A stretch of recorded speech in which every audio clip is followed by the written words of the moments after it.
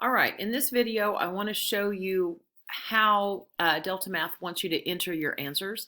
So on the elimination level 3, I think is what it's called in your assignment sheet, you are going to have to put numbers in here in order to multiply it to get things to cancel out. So just like on the previous assignment, we need to figure out how to get this x to be a 2x. So I need to multiply it by a 2. So you put a 2 in there. This equation doesn't need to be changed, so you just put a 1. So if I take 2 times this equation, it multiplies it for you down here. It takes this times 2, and if you put a 1, then it leaves it the same. Then you have to add this in here. 2x plus negative 2x is 0x. 4y minus 3y is 1y. So you have to enter that. And then you have to add this together. 16 minus 7 would be 9. Once you have those numbers in place, you click try. And if you've made a mistake, it'll tell you to go back and fix it. So now it wants you to solve for y. Now this is kind of weird. Solve for y, and it says y equals 9. So the answer is going to be 9. But usually you have a number here on your y, like maybe 3y equals 9, and you have to divide by 3. Or 2y equals 18, and you have to divide by 2. This is just kind of a fluke that it turned out to be a 1, so you really don't have to do your last step. So you click try, and now you take this 9 and plug it back up into the equation. And so this is just review of what we've been doing. So I take 9, and you've got to get a piece of paper off to the side. And so you can't see me writing, but I would take x plus 2 times 9, and that equals 8. I would just plug it into this equation here because it doesn't have very many negatives in it. So then that's x plus 18 equals 8. So if I subtract 18, that gives me x equals negative 10. So I type negative 10 in here, and I click try because I want to try that number. And then if your two answers are right, it wants you to put it in this form. So negative 10 comma 9, and then try. And then you submit your answer. So it just really takes you through it step by step. So let's do another problem.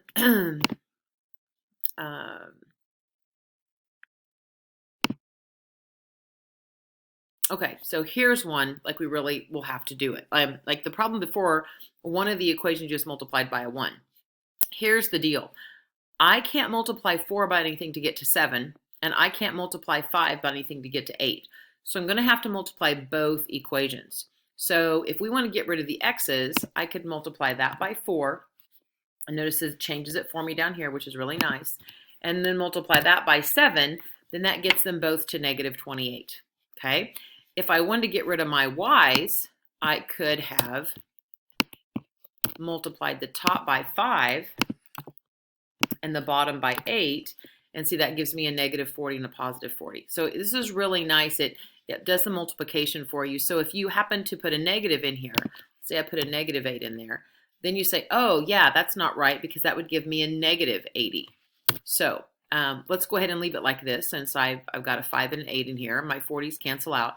I've got to put, it's going to automatically put zeros in here. So you've got to go put the correct numbers in here.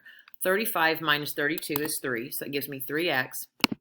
And then 35 minus 8 would be a negative 27. Actually, a negative 35 plus 8 gives me a negative 27. So I'm going to click try. And then if that's right, it will take me to the next step. So now I've got to solve for x.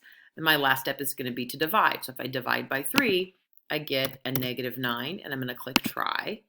And then if that's correct, it's going to want me to plug 9 in for x, or negative 9.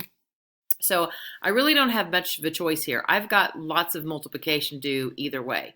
So if I put negative 9 into this first equation, I have 7 times negative 9. Now I'm writing this on a piece of paper off to the side. That's what you're going to need to do. When you are doing these Delta Math assignments, you should have a whiteboard or paper and pencil and be writing these things out. So 7 times negative 9 minus 8y equals negative 7. So 9 times 7 is negative 63. And then I'm going to add 63 to both sides. And that gives me negative 8y, and that would be a positive 56. Then if I divide both sides by negative 8, I get y equals negative 7. So I'm going to type in negative 7 here. and click try. And then it must be right or it would take me to this spot. So then -9 goes first and -7 goes next. Whoops, typed it wrong. And click try and then submit. Okay, so that's how it wants you to do that. Let me start one more.